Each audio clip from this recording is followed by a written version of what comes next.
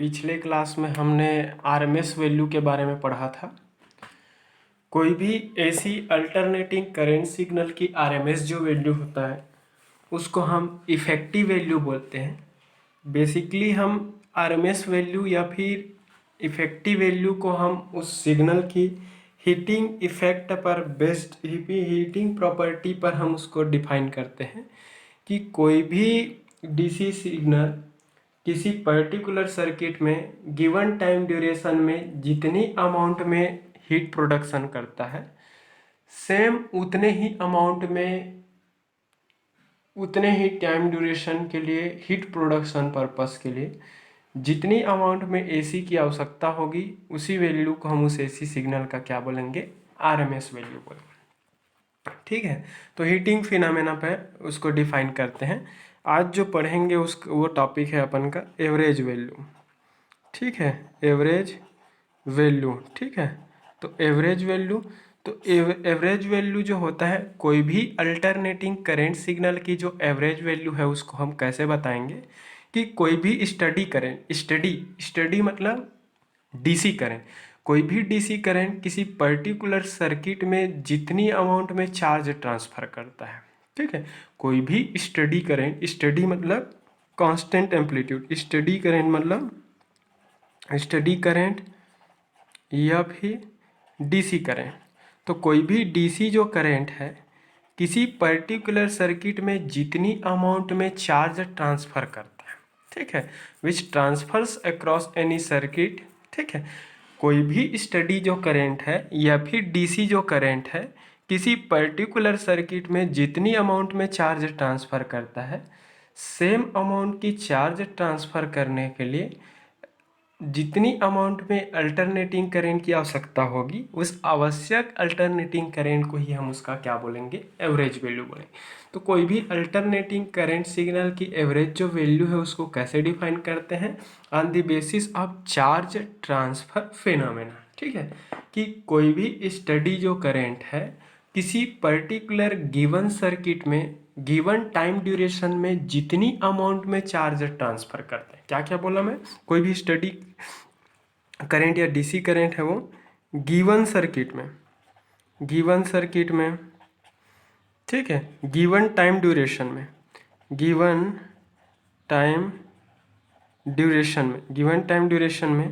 जितनी अमाउंट में charge transfer करता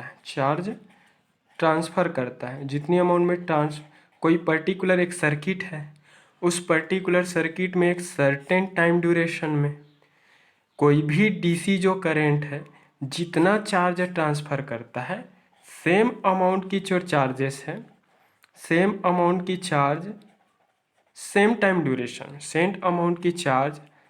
टाइम ड्यूरेशन में ट्रांसफ़र करने के लिए जितनी अमाउंट में एसी की आवश्यकता होती है उस आवश्यक एसी को ही हम उसका क्या बोलेंगे, उसकी वैल्यू को हम उस अल्टरनेटिंग करंट सिग्नल की एवरेज वैल्यू। तो इसको डिफाइन कर सकते हैं, the average value of an alternating current is expressed by that steady current which transfer across any circuit the same charge as is transferred by the alternating current during the same time. ठीक है, मतलब same time duration में same circuit में कोई भी DC signal जितनी amount में charge का ट्रांसफ़र करता है, सेम अमाउंट की चार्ज उसी सर्किट में उतने ही टाइम ड्यूरेशन में ट्रांसफ़र करने के लिए जितनी एसी की आवश्यकता होगी उस आवश्यक एसी वैल्यू को ही हम उसकी क्या बोलेंगे, एवरेज वैल्यू बोलते हैं। ठीक है, तो कोई भी अगर हम सिमेट्रिकल सिग्नल की बात करें, सिमेट्रिकल किसको बोलते हैं, ऐसे अल्टरनेटिंग सिग्नल जिसकी पॉजिटिव हाफ साइकिल और नेगेटिव हाफ साइकिल की जो नेचर है वो क्या होता है, एग्जैक्टली सिमिलर होता है। तो जो positive and negative half cycle में, जो positive and negative half cycle में क्या होते हैं, उसकी nature positive and negative half cycle में उसकी नेचर क्या होती है, एग्जैक्टली सिमिलर होता है। ठीक है, तो जिसकी नेचर है वो positive and negative half cycle में एग्जैक्टली सिमिलर होता है, वैसे अल्टरनेटिंग सिग्नल को हम क्या बोलते हैं, सिमेट्रिक सिग्नल बोलते हैं। तो कोई भी सिमेट्रिकल जो अल्टरनेटिंग करंट सिग्नल है उसकी अगर हम एवरेज वैल्यू की बात करें, अगर कोई सिमेट्रिकल सिग्नल है उस सिमेट्रिकल सिग्नल की अगर एवरेज वैल्यू की बात करें और उस एवरेज वैल्यू को अगर एक कंप्लीट साइकिल के लिए बात करें, फॉर कंप्लीट साइकिल, ठीक है, तो कंप्लीट साइकिल के लिए उसकी एवरेज जो वैल्यू होगा वो क्या होगा, ऑलवेज 0 होगा। ठीक है, तो कोई भी सिमेट्रिकल अल्टरनेटिंग करंट सिग्नल की एवरेज जो वैल्यू होता है कंप्लीट साइकिल के लिए 0 होगा। क्यों कंप्लीट साइकिल के लिए 0 होगा, अब देख लो मैं बता दें। Suppose this is alter symmetrical sinusoidal signal, तो जितनी अमाउंट में इसकी एम्पलीट्यूड पॉजिटिव हाफ में रहेंगे, सेम एम्पलीट्यूड और सेम नेचर की वैल्यू इसकी निगेटिव हाफ में होगा। एक पॉजिटिव और एक निगेटिव मिलाकर क्या होता है, एक साइकिल बनता है। तो इसकी पॉजिटिव हाफ में जितना एम्पलीट्यूड है, सेम एम्पलीट्यूड की सेम करेक्टरिस्टिक्स का सेम टाइम ड्यूरेशन के लिए इसका निगेटिव हाफ में भी है। तो कुछ कंप्लीट साइकिल के लिए इसकी एवरेज वैल्यू क्या होगा, 0। तो एवरेज जो वैल्यू होगा कंप्लीट साइकिल के लिए कोई भी सिमेट्रिकल जो वेव है उसका क्या होता है, 0 होता है। एवरेज जो वैल्यू है सिमेट्रिकल जो सिग्नल है उसकी एवरेज वैल्यू, चाहे वो सिग्नल है वो साइनोसाइडल हो चाहे नॉन साइनोसाइडल। अगर हम इसकी बात करें, जब ये भी आपका स्क्वायर वेव है, ये आपका देख सकते हैं, तो जितने टाइम ड्यूरेशन तक इसकी एम्पलीट्यूड है पॉजिटिव है, उतने ही टाइम ड्यूरेशन तक इसकी एम्पलीट्यूड है वो निगेटिव। इसकी पॉजिटिव हाफ में भी उतना ही एम्पलीट्यूड का सिग्नल है, निगेटिव हाफ में भी उसका एम्पलीट्यूड सिग्नल है। अगर इस पॉजिटिव और इस निगेटिव हाफ मिलाकर एक साइकिल हुआ, तो इस एक साइकिल के लिए अगर मैं इसका एवरेज वैल्यू निकालूँ तो कंप्लीट साइकिल में इस अगेन ये भी सिमेट्रिकल सिग्नल है, बट ये symmetrical signal non sinusoidal signal है। तो कोई भी साइनोसाइडल या फिर नॉन साइनोसाइडल सिग्नल है उसकी सिमेट्रिक सिग्नल है, तो उसकी एवरेज वैल्यू ऑलवेज क्या होंगे, 0 होंगे अगर हम उसकी कंप्लीट साइकिल के लिए। तो इस कारण से हम क्या करते हैं, कोई भी सिमेट्रिकल जो सिग्नल है उसकी एवरेज जो वैल्यू है उसको ऑलवेज हम हाफ साइकिल के लिए कैलकुलेट करते हैं, बट नॉन सिमेट्रिकल सिग्नल की एवरेज वैल्यू है वो अगर कंप्लीट साइकिल के लिए अगर निकाले तो ऑलवेज वो क्या मिलेगा, फाइनाइट मिलेंगे, 0 नहीं होगा। तो किसी भी सिग्नल की एवरेज वैल्यू कैलकुलेट करने के लिए हम क्या करते हैं, उस पर्टिकुलर सिग्नल है उसको इंडिविजुअल इंस्टेंटेनियस वैल्यू को ऐड करके हम उसका एवरेज वैल्यू फाइंड आउट कर सकते हैं। ठीक है, average value is obtain by adding the instantaneous value of signal और वन साइकिल, ठीक है, वन हाफ साइकिल ना। तो अगर नॉन सिमेट्रिकल सिग्नल है तो नॉन सिमेट्रिकल सिग्नल में हम कंप्लीट साइकिल के लिए भले ही निकाल सकते हैं, बट अगर सिग्नल की नेचर है वो अगर सिमेट्रिकल है तो सिमेट्रिकल सिग्नल की एवरेज वैल्यू को फाइंड आउट करने के लिए ऑलवेज उसकी हाफ साइकिल की इंस्टेंटेनियस वैल्यू को ही हम क्या करते हैं, ऐड करते हैं। सो average value is obtained by adding the instantaneous value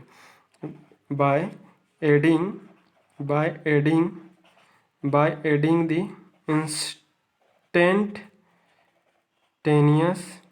instantaneous value of alternating signal, ठीक है, alternating current signal, ठीक है। तो उस अल्टरनेटिंग करेंट सिग्नल की जो इंस्टेंटेनियस वैल्यू है उस इंस्टेंटेनियस वैल्यू को हम ऐड करके क्या कर सकते हैं, फाइंड आउट कर सकते हैं। तो एवरेज निकालना है, तो एवरेज कैसे निकालते हैं, एक कंप्लीट जो गिवन सिग्नल है उसको हम इक्वल टाइम ड्यूरेशन में इक्वल पार्ट में हम डिवाइड कर देंगे।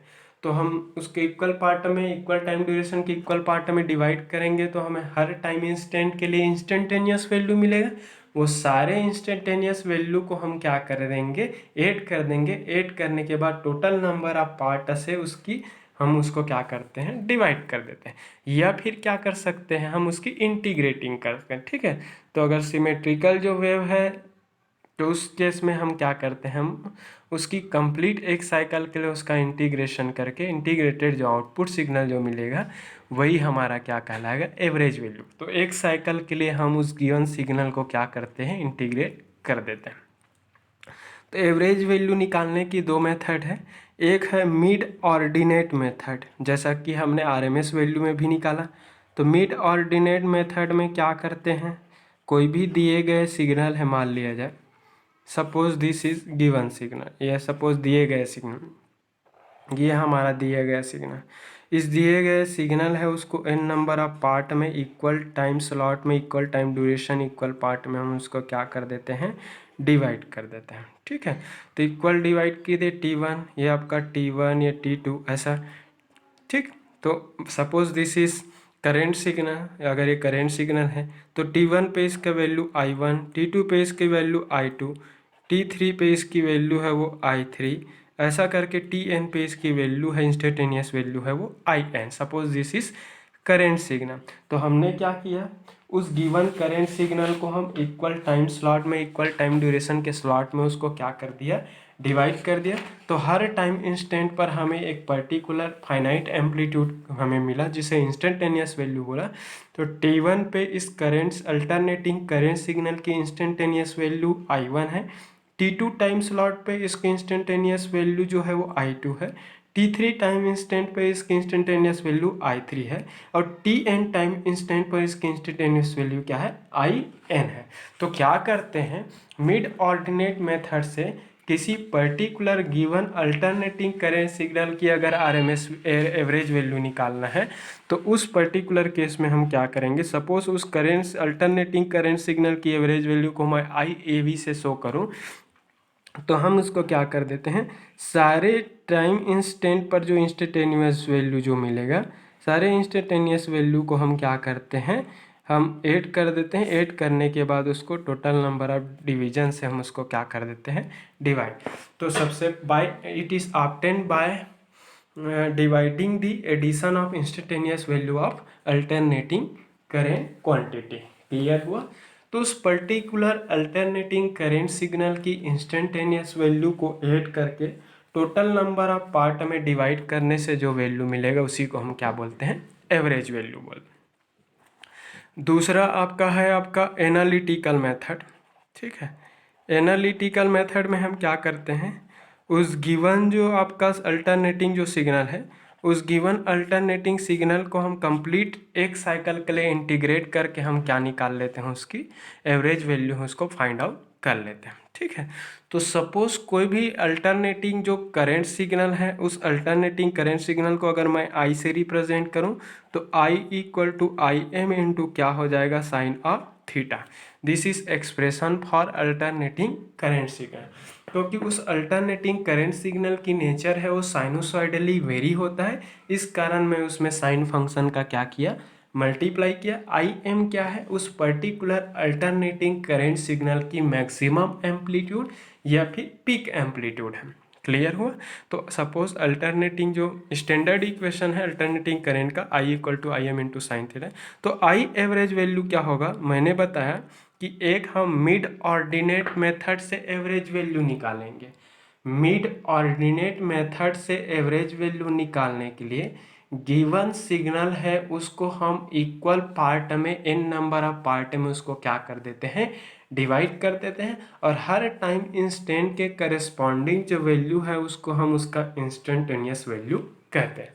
तो सारे जो उस गिवन सिग्नल के इंस्टेंटेनियस वैल्यू का जो सम है उसको टोटल नंबर ऑफ पार्ट से उसको डिवाइड करने से जो वैल्यू मिलता है वही उस गिवन सिग्नल का क्या कहलाता है, एवरेज वैल्यू। जबकि हम एनालिटिकल मेथड में क्या करते हैं, उस गिवन अल्टरनेटिंग सिग्नल को कंप्लीट वन साइकिल के लिए इंटीग्रेट कर देते हैं। इंटीग्रेट करने के से इंटीग्रेट करके उसको टोटल टाइम पीरियड से हम डिवाइड करते हैं। टोटल टाइम पीरियड से हम डिवाइड करने पे हमें जो मिलता है वही क्या कहलाता है, एवरेज वैल्यू उस गिवन सिग्नल का। तो हम उसको इंटीग्रेट कर, इंटीग्रेट करना मतलब उस सिग्नल का समेशन निकालना। ठीक है, इंटीग्रेट कर, आप सपोज उस given signal alternating current signal है, अगर सिमेट्रिकल अल्टरनेटिंग करेंट सिग्नल है तो always symmetrical alternating current signal का हाफ साइकिल के लिए हम एवरेज वैल्यू कैलकुलेट करते हैं, क्योंकि अगर कंप्लीट साइकिल के लिए एवरेज वैल्यू कैलकुलेट करेंगे तो ऑलवेज कंप्लीट साइकिल का एवरेज वैल्यू क्या मिलेगा, हमें 0 मिलेगा। ठीक है, क्या मिलेंगे, 0 मिलेगा। ठीक है, तो ये आपका 0 से क्या हो गया, आपका पाई हो गया। ठीक है, फिर उसके बाद क्या हो जाएगा, आई इंटू क्या होंगे, डी थीटा डिवाइडेड बाई उसका टोटल पाई माइनस क्या हो जाएंगे, 0। तो उसको टोटल टाइम ड्यूरेशन से हम उसको क्या कर दिए, डिवाइड कर दिया। ठीक है, तो टोटल टाइम ड्यूरेशन से डिवाइड किए तो फिर उसके बाद ये हो जाएगा 1/पाई बाहर निकाल दिए, इंटीग्रेशन 0 से पाई आई इंटू क्या होगा, डी थीटा। ठीक है, 1/पाई 0 से पाई। ठीक है, फिर उसके बाद आई के जगह में क्या है आपका I am into sine of theta into D theta. I am को हम बाहर निकाल लेते हैं इंटीग्रेशन से बाहर, तो ये हो जाएगा आई एम बाई आपका पाई हो जाएंगे 0 से पाई इंटू क्या हो जाएगा, sine theta into D theta. तो ये हो जाएगा आपका आई एम बाई पाई। अब इसको साइन थीटा का इंटीग्रेशन करोगे तो क्या होगा, माइनस कॉस थीटा, और ये हो जाएगा पाई और ये हो जाएंगे 0। ठीक है, तो ये आपका आई एम डिवाइडेड बाई आपका पाई हो जाएगा माइनस कॉस थीटा के जगह में एक बार पाई रखो, माइनस महामूले का माइनस आपका कॉस 0। ठीक है, कॉस पाई का वैल्यू -1 होता है, तो -1 और ये माइनस का क्या हो जाएगा, ये +1 हो जाएगा, माइनस और माइनस का प्लस, और cos 0 का वैल्यू क्या होता है, 1 होता है। तो इसको सॉल्व करेंगे क्या मिलेगा आपका, 2im डिवाइडेड बाई क्या मिलेंगे, पाई मिलेगा। इसको और सॉल्व कर देते हैं अगर मान लिया जाए, तो आई एवरेज जो वैल्यू होगा उस अल्टरनेटिंग करेंट सिग्नल की एवरेज वैल्यू है 0.637 इंटू क्या मिलेगा, आई एम। तो उस पर्टिकुलर आई एम क्या है, उस गिवन अल्टरनेटिंग सिग्नल का क्या है, पीक वैल्यू, मैक्सिमम एम्पलीट्यूड है।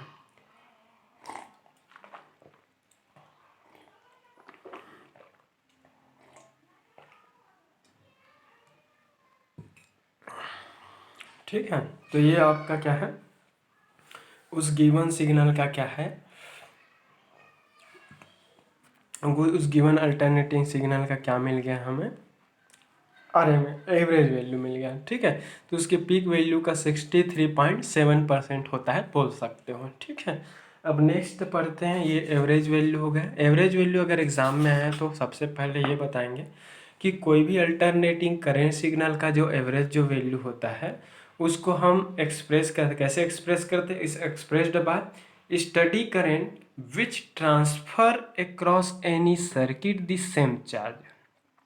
ठीक है, इसका मतलब क्या हुआ कि कोई भी स्टडी करंट या फिर डीसी जो करंट सिग्नल है किसी भी सर्किट में जितनी अमाउंट में चार्जेस ट्रांसफ़र करता है, सेम अमाउंट में चार्जेस ट्रांसफ़र सेम उसी सर्किट में उतने ही टाइम ड्यूरेशन में ट्रांसफ़र करने के लिए जितनी जितनी अमाउंट में अल्टरनेटिंग सिग्नल की आवश्यकता होती है उसी आवश्यक अल्टरनेटिंग सिग्नल को ही हम क्या बोलते हैं, उसकी एवरेज वैल्यू बोलते हैं।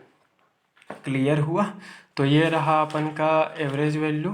ठीक, नेक्स्ट है आपका फॉर्म फैक्टर। फॉर्म फैक्टर तो फॉर्म फैक्टर है, फॉर्म फैक्टर तो फॉर्म फैक्टर का कैसे, इट इज़ डिफाइंड एज, इसको बेसिकली फॉर्म जो फैक्टर होता है उसको रेशियो के टर्म में ही रिप्रेजेंट करते हैं। तो form factor is nothing but it is defined as ratio of RMS value to the average value. It is a ratio, it is a ratio of RMS value to the RMS value to the average value. ठीक है, RMS value और उसकी average value का जो ratio है उसी ratio को हम उसका क्या बोलते हैं, form factor. Mathematically form factor को के एफ से रिप्रेजेंट करते हैं, तो के एफ इक्वल टू हो जाएगा mathematically RMS value of any alternating signal to the average value. ठीक है, तो एवरेज वैल्यू। ठीक है, तो किसी भी सिग्नल की आरएमएस वैल्यू और उसकी एवरेज वैल्यू का जो रेशियो है उसी को फॉर्म फैक्टर बोलते हैं, जिसको मैथमेटिकली किससे रिप्रेजेंट करते हैं हम, के एफ से। तो के एफ इक्वल टू क्या होगा, आरएमएस वैल्यू। आरएमएस वैल्यू का हम वैल्यू क्या निकाले थे, 0.707 टाइम्स ऑफ आई एम निकाले थे उस अल्टरनेटिंग करंट सिग्नल का। एवरेज वैल्यू हमने अभी अभी देखा 0.637 इंटू क्या निकाले थे, आई एम। ये आई एम कैंसिल हो जाएगा तो के एफ इक्वल टू मिलेगा, इसको सॉल्व करेंगे तो 1.1। तो कोई भी अल्टरनेटिंग जो करंट सिग्नल है उस अल्टरनेटिंग करंट सिग्नल की फॉर्म फैक्टर की वैल्यू क्या होता है, वो क्या होता है, 1.1 होता है। ये आपका डायमेंशनलेस पैरामीटर है, इसका कोई यूनिट नहीं होता। ठीक है, तो चाहते हैं तो अगर हम इस फार्मूले को अगर देखें, अगर हमें फॉर्म फैक्टर के एफ की वैल्यू पता है, हमें अगर आरएमएस वैल्यू निकालना है, एवरेज वैल्यू गिवन है, तो इससे हम इस पर्टिकुलर रिलेशनशिप से हम गिवन अल्टरनेटिंग करंट सिग्नल की आरएमएस वैल्यू हम फाइंड आउट कर सकते हैं। क्लियर हुआ। तो गिवन सिग्नल की आरएमएस जो वैल्यू है उसकी कैलकुलेशन हम फॉर्म फैक्टर की एक्सप्रेशन से भी निकाल सकते हैं, क्योंकि आरएमएस वैल्यू इक्वल टू क्या हो जाएगा, फॉर्म फैक्टर इनटू क्या हो जाएगा, एवरेज वैल्यू। क्लियर हुआ। तो crest or peak or amplitude factor. ठीक है, अगला देखते हैं पीक फैक्टर, या फिर उसी को बोलते हैं एम्पलीट्यूड फैक्टर, या फिर उसी को बोलते हैं क्रेस्ट फैक्टर। तो क्या बोलते हैं, अगला चीज़ है एक तो क्रेस्ट फैक्टर, क्रेस्ट फैक्टर बोलते हैं, या फिर उसी को क्या बोलते हैं हम, पीक फैक्टर बोलते हैं, उसी को पीक फैक्टर बोलते हैं, या फिर उसी को क्या बोलते हैं, एम्पलीट्यूड फैक्टर बोलते हैं, एम्पलीट्यूड फैक्टर। तो पीक फैक्टर, क्रेस्ट फैक्टर या फिर एम्पलीट्यूड फैक्टर। तो क्रेस्ट फैक्टर, पीक फैक्टर या फिर एम्पलीट्यूड फैक्टर जो होता है, basically again it is a ratio of maximum value maximum amplitude of any alternating signal to the RMS value of the signal. इसको कैसे डिफाइन करेंगे, it is a ratio of peak value to RMS value, peak value to RMS value of any alternating current signal। ठीक है, alternating current signal, ठीक है, alternating current signal है, उसकी peak value और उसकी आरएमएस वैल्यू का रेशियो। अगर क्रेस्ट फैक्टर को के ए से रिप्रेजेंट कर ले या फिर एम्पलीट्यूड फैक्टर को के ए से, तो इसका मतलब क्या बोले थे हम थ्योरेटिकली, पीक वैल्यू मतलब किसी भी सिग्नल की मैक्सिमम स्ट्रेंथ है, मैक्सिमम वैल्यू है, उसी को क्या बोलते हैं, इसकी पीक वैल्यू बोलते हैं। Peak value to the RMS value, peak value to the RMS value. अब पीक वैल्यू कोई भी अल्टरनेटिंग करंट सिग्नल का भी अभी हमने आईएम माना, और आरएमएस वैल्यू का वैल्यू हम कैलकुलेशन क्या किए थे, आरएमएस कैलकुलेशन है IM/√2। ये IM और IM कैंसिल होगा तो क्या हो जाएगा, √2 बचेगा। तो आपका पीक फैक्टर के ए की वैल्यू √2 का वैल्यू होता है 1.414। तो कोई भी अल्टरनेटिंग जो सिग्नल है उसकी क्रेस्ट मतलब होता है मैक्सिमम स्ट्रेंथ।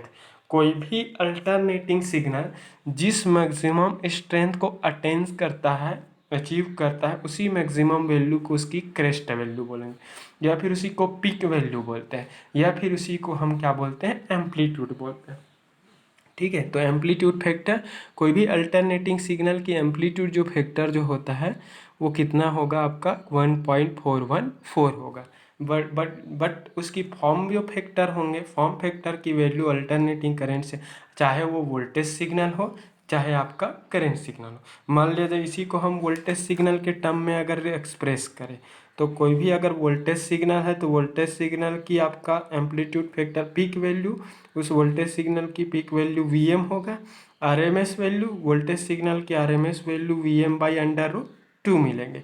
तो Vm कैंसिल हो जाएगा, तो के ए इक्वल टू क्या बोलेंगे, √2 मिलेगा। और के ए की वैल्यू अगेन क्या हो जाएगा 1.414। तो ध्यान ये रखें, अगर आपके सर्किट का एक्सटर्नल एनर्जी सोर्स अगर वोल्टेज सोर्स है और वो साइनोसाइडल नेचर का अगर वोल्टेज सोर्स है, तो साइनोसाइडल नेचर के एनर्जी सोर्स के कारण ऑलवेज उसमें साइनोसाइडल नेचर के ही करंट का फ्लो होगा। तो जितने टाइम ड्यूरेशन तक उसमें करंट का फ्लो होगा, सेम उतने ही टाइम ड्यूरेशन तक उसमें वोल्टेज भी आपको मिलेंगे। तो कंफ्यूज नहीं होना है, अगर वोल्टेज के टर्म में आएगा तो भी उसकी वैल्यू वैसी च रहेगा। करंट के टर्म वोल्टेज के टर्म में पीक वैल्यू को Vm से रिप्रेजेंट करूँगा, करंट के टर्म में उसके पीक वैल्यू को Im से रिप्रेजेंट करूँगा। आपका वोल्टेज के टर्म में अगर उसकी RMS वैल्यू डाले तो Vm/√2 मिलेंगे। RMS वैल्यू अगर हम इसके बारे में अगर देखें वो करंट के बारे में तो Im/√2, बाकी वैल्यू तो सेम आएंगे उसकी क्रेस्ट फैक्टर या फिर पीक फैक्टर या फिर एम्पलीट्यूड फैक्टर। ध्यान ये रहे कि कोई भी अल्टरनेटिंग सिग्नल की क्रेस्ट फैक्टर, पीक फैक्टर या फिर एम्पलीट्यूड फैक्टर कितना होता है ये पूछ सकता है एग्जाम में। तो ऑलवेज इस एक्सप्रेशन को याद रखेंगे, इससे question MCQ multiple choice question है वो राइज हो सकता है। ठीक है, तो किसी भी अल्टरनेटिंग क्वांटिटी है उसकी एम्पलीट्यूड फैक्टर, क्रेस्ट फैक्टर या फिर आपका क्या है पीक फैक्टर, उसकी वैल्यू 1.414 होगा, चाहे वो करंट सिग्नल रहे चाहे वो वोल्टेज सिग्नल रहे। क्लियर हुआ? तो ये रहा आपका एवरेज वैल्यू, RMS वैल्यू का कैलकुलेशन। ठीक है, अब चलो मैं एक आपका सिग्नल दे देता हूँ, उस पर्टिकुलर सिग्नल की RMS वैल्यू, एवरेज वैल्यू क्या होगा उसको देख लेते हैं। ठीक है, एक क्वेश्चन है RMS वैल्यू और एवरेज वैल्यू। तो हमेशा RMS वैल्यू को इफेक्टिव वैल्यू बोलते हैं। ध्यान ये रहे कि कोई भी अमीटर या फिर वोल्टमीटर जो रहता है किसी भी सिग्नल की ऑलवेज RMS वैल्यू को ही रिकॉर्ड करता है। ठीक है, ये आपका सिग्नल है, कोई भी सिग्नल अपने नेचर को जितने सर्टेन टाइम इंटरवल बाद फिर से रिपीट करता है उसी को हम उसकी क्या बोलते हैं उसको टाइम पीरियड। तो जितने सर्टेन टाइम इंटरवल में अपने नेचर को फिर से रिपीट करेगा उतने टाइम ड्यूरेशन को उस सिग्नल का हम क्या बोलेंगे, हम टाइम पीरियड बोलेंगे। क्वेश्चन वाले ने बोला है कि दिए गए सिग्नल है जो कि स्क्वायर वोल्टेज है, इस सिग्नल को उन्होंने क्या बोला, वोल्टेज सिग्नल बोला, time versus voltage wave form दिया है। इस पर्टिकुलर वोल्टेज सिग्नल है वो पल्स के फॉर्म में दिख रहा है। इस वोल्टेज पल्स सिग्नल की मैक्सिमम वोल्टेज लेवल को क्या दिया क्वेश्चन वाला, 20 वोल्ट दिए। तो 0 से लेकर 0.1 सेकेंड, जब टाइम 0 से लेकर 0.1 सेकेंड है तब उसकी एम्पलीट्यूड कांस्टेंट है, कितना दिख रहा है, फिक्स 20 वोल्ट। जब सिग्नल है 0.1 सेकेंड से लेकर 0.3 सेकेंड तक चला गया इस ड्यूरेशन में, तो उस पर्टिकुलर केस में वोल्टेज सिग्नल की वैल्यू क्या हो जा रहा है, 0। फिर से जब सिग्नल के स्ट्रेंथ है वो 0.3 से 0.4 सेकेंड के ड्यूरेशन में है, तब फिर से अगेन हमें यहाँ पर जो मिल रहा है वो कितने वोल्ट का है, 20 वोल्ट का। इसका मतलब क्या हुआ, ये जो सिग्नल है वो इतने टाइम ड्यूरेशन के बाद फिर से अपने नेचर को क्या कर रहा है, रिपीट कर रहा है। कोई भी सिग्नल जितने सर्टेन टाइम इंटरवल बाद अपनी नेचर को फिर से रिपीट करता है उसी सर्टेन टाइम ड्यूरेशन को इस सिग्नल का क्या बोलते हैं, टाइम पीरियड बोलते हैं, जिसको कैपिटल T से शो करते हैं। तो देखो 0 से 0.1 तक इसका नेचर 20 वोल्ट का रहा, 0.1 से 0.3 तक इसका नेचर है वो क्या रहा, 0। फिर जैसे ये 0.3 सेकेंड में पहुंचा तो फिर से सिग्नल का नेचर 20 वोल्ट का मिला। फिर 0.1 टाइम ड्यूरेशन के लिए वन ड्यूरेशन के 1 सेकेंड है एक्चुअल में, टाइम यहाँ पर सेकेंड सॉरी। तो 0.1 सेकेंड तक इसका आपका एम्पलीट्यूड 20 वोल्ट रहा। फिर 0.1 सेकेंड के बाद ये फिर से क्या हो गया, 0। फिर आफ्टर 0.2 सेकेंड फिर से मिलेगा। मतलब ये इतने समय अंतराल में फिर से सिग्नल अपने बिहेवियर को क्या कर रहा है, रिपीट कर रहा है। कोई भी सिग्नल है वो जितने सर्टेन टाइम इंटरवल बाद अपने नेचर को फिर से रिपीट करता है उसी को हम उसका टाइम पीरियड बोलते हैं। और ये टाइम पीरियड यहाँ पर वेव फॉर्म देखने से पता चल जा रहा है कि ये जो पर्टिकुलर जो आपका गिवन जो वेव है सिग्नल है वो हर 0.3 सेकेंड के बाद अपनी नेचर को क्या कर रहा है, रिपीट कर रहा है। तो क्वेश्चन वाले ने बोला है कि इस गिवन स्क्वायर वोल्टेज वेव के लिए क्या निकालना है, average value and effective value. मैंने बताया किसी भी सिग्नल की आरएमएस वैल्यू को ही हम उस सिग्नल की इफेक्टिव वैल्यू बोलते हैं। तो इसकी इफेक्टिव जो वैल्यू है क्वेश्चन वाले ने फाइंड आउट पूछा है, मतलब उन्होंने आरएमएस वैल्यू पूछा है। तो फ्रॉम सॉल्यूशन, अगर सॉल्यूशन देखें तो फ्रॉम वेव फॉर्म से देखने से पता चल रहा है, वेव फॉर्म से गिवन जो सिग्नल है वोल्टेज सिग्नल है, voltage square wave form, voltage की वैल्यू कितना है, 20 वोल्ट का है। 20 वोल्ट का वोल्टेज सिग्नल मिल रहा है कब 20 वोल्ट का मिल रहा है, जब टाइम जो है 0 सेकेंड से लेकर 0.1 सेकेंड के बीच है।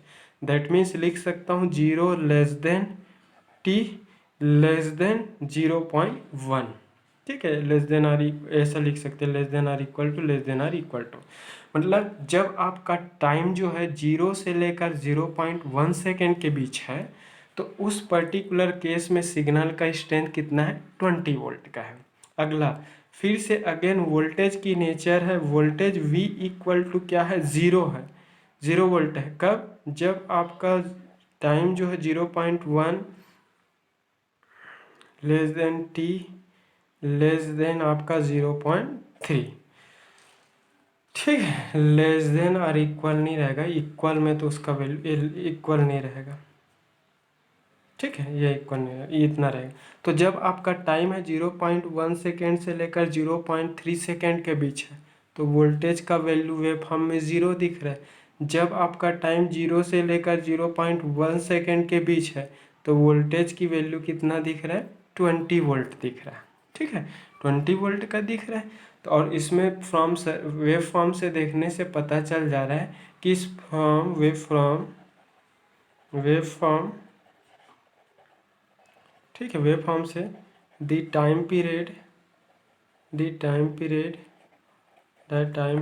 ऑफ स्क्वायर वेव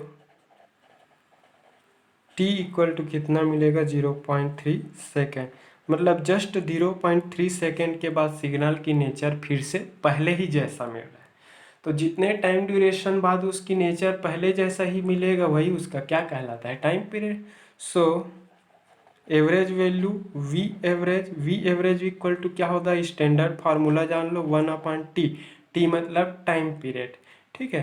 तो इसके बाद हम इस पर्टिकुलर सिग्नल का 0 से t इंटू क्या करेंगे, वी डी टी, मतलब उस गिवन सिग्नल का एक साइकिल के लिए हम इंटीग्रेशन करेंगे।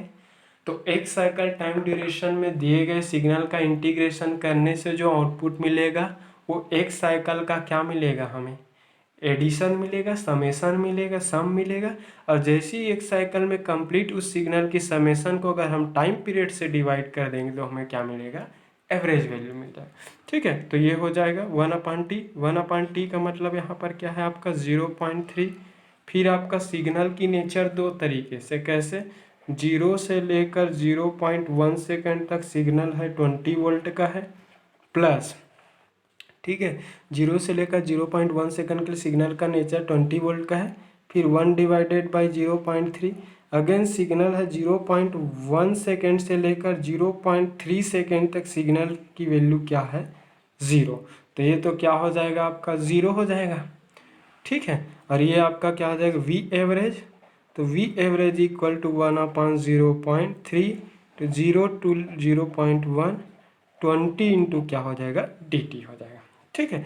अब इसका इंटीग्रेशन करेंगे 1/0.3, इंटीग्रेशन करोगे 20 का तो क्या मिलेगा आपका 20 इंटू टी मिलेगा, समझो टी, और इसकी क्या है 0.1 और ये 0, इसको वैल्यू रख देते हैं 1/0.3 into 20 into 0.1 upper limit minus 20 into 0 lower limit, ठीक है। इसको सॉल्व करेंगे तो 1/0.3 इंटू 20 इंटू 0.1, इसको सॉल्व करेंगे तो आपको मिलेगा 6.67 वोल्ट के आसपास।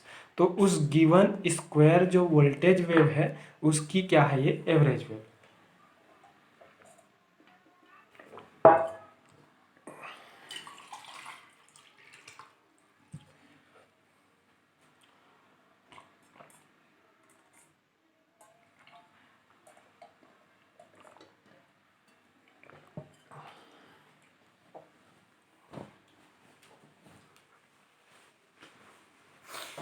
ठीक है, तो ये था आपका उस गिवन सिग्नल का average value. RMS value effective value बोला है and RMS value of voltage signal, उस वोल्टेज सिग्नल की आरएमएस वैल्यू निकाल देते हैं। ठीक है, तो आरएमएस वैल्यू वी आरएमएस होगा।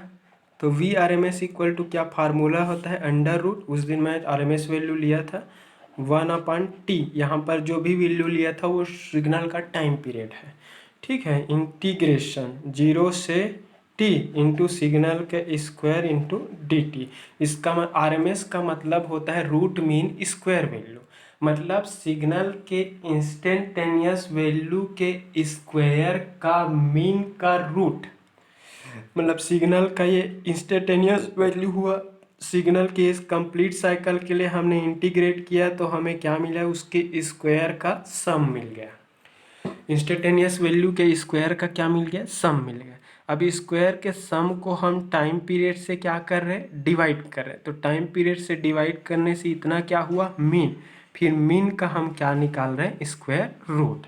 तो सिग्नल के इंस्टेंटेनियस वैल्यू के का क्या मीन निकाल रहे हैं हम, मीन निकाल रहे हैं, स्क्वायर मीन।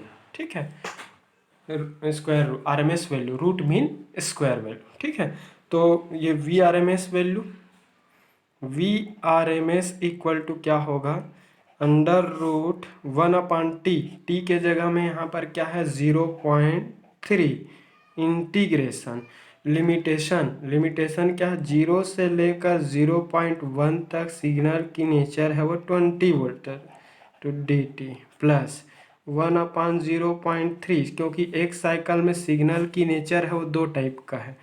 ठीक है, कैसे, आपका 0 से 0.1 सेकेंड तक वो 20 वोल्ट है। अब देखते हैं 0.1 से लेकर 0.3 तक सिग्नल की नेचर क्या है, 0 वोल्ट टू डी टी।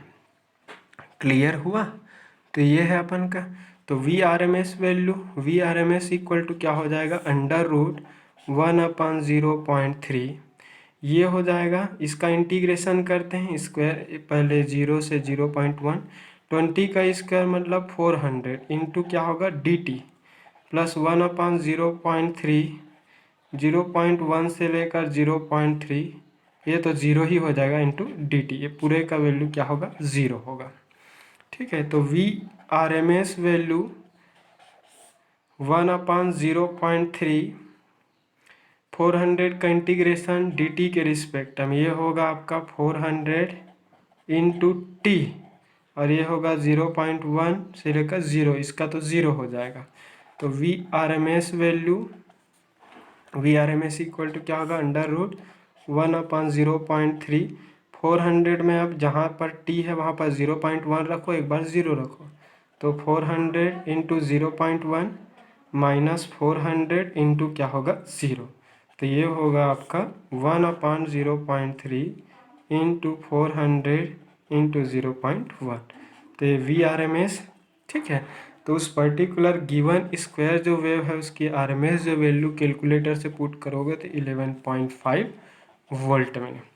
ध्यान ये रहे कि जब भी आप आरएमएस वैल्यू या फिर एवरेज वैल्यू का कैलकुलेशन करोगे तो ऑलवेज उस पर्टिकुलर केस में सिग्नल का इंटीग्रेशन जब करोगे, अगर चाहे आप उसके स्क्वायर का मीन निकालो, मतलब आरएमएस निकालो, चाहे उसका एवरेज निकालो, ऑलवेज आपको एक साइकिल को कंसीडर करना पड़ेगा। ठीक है, तो एक साइकिल के लिए आप इंटीग्रेशन करेंगे और एक साइकिल का ही टाइम पीरियड लेंगे।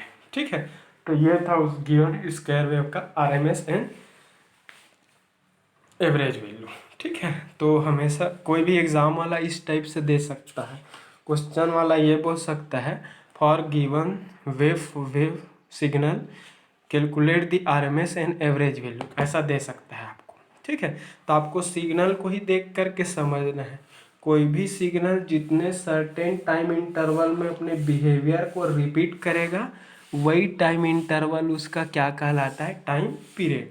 तो देखो यहाँ तक ये 20 वोल्ट था, फिर 0.1 से 0.3 तक ये 0 है। फिर जैसे ही 0.3 सेकेंड में हम पहुँचे ना, तो फिर से सिग्नल वही मिला जो पहले था। तो इतने समय बाद फिर से हमें वही सिग्नल मिल रहा है। जो जितने टाइम इंटरवल बाद फिर से हमें वही सिग्नल मिलना शुरू हो जाएगा, तो वही टाइम इंटरवल ही उसका क्या कहलाएगा, क्या कहलाएंगे, उसका टाइम पीरियड कहलाएंगे। तो इसको देखने से पता चल गया कि यहाँ से लेकर यहाँ तक एक टाइम पीरियड कहलाएगा। और इसको देखने से पता चल गया 0 से 0.3 तक गया, तो 0.3 सेकेंड माइनस 0 इक्वल टू 0.3।